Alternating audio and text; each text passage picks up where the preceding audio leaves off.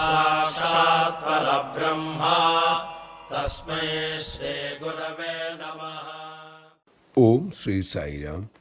ഒരിക്കൽ സ്വാമി എഞ്ചിനീയറിംഗിന് പഠിക്കുന്ന ഒരു സംഘം യുവാക്കളെ അഭിമുഖത്തിന് വിളിച്ചു. എങ്ങനെയാണ് യുവജനങ്ങൾ ലോകത്തിൽ ജീവിക്കേണ്ടതെന്ന്, മാതൃകയാകേണ്ടതെന്ന് സ്വാമി അവരോട് പ്രേമപൂർവ്വം വിവരിച്ചുകൊണ്ടിരുന്നു.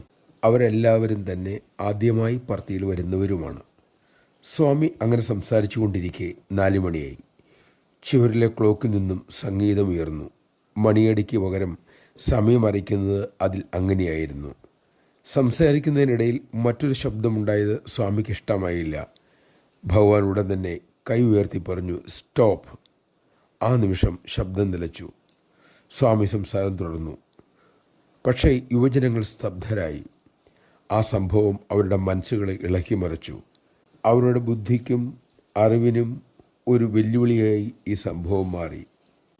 അങ്ങനെ ഭഗവത് ദർശനം കഴിഞ്ഞ് അവർ തിരിച്ചുപോയി. ആ സംഭവം അവരെ ആകെ മാറ്റിമറിച്ചിരുന്നു. അവരിൽ പുകവലി ശീലമുള്ളവർ പുകവലി നിർത്തി, നോൺ വെജ് ശീലമുള്ളവർ ശുദ്ധ വെജിറ്റേറിയന്മാരായി, സിനിമ കാണാൻ കമ്പമുള്ളവർ അത് വേണ്ടെന്ന് വെച്ചു. എന്തിന് ആ സംഭവം ആ യുവസംഘത്തെ പൂർണ്ണമായും പരിവർത്തനത്തിന് വിധേയമാക്കി.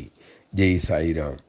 ഈശ്വര മഹിമയുടെ വിദൂര അനുഭവം പോലും ഒരുവനെ സമ്പൂർണ്ണം മാറ്റിയെടുക്കും.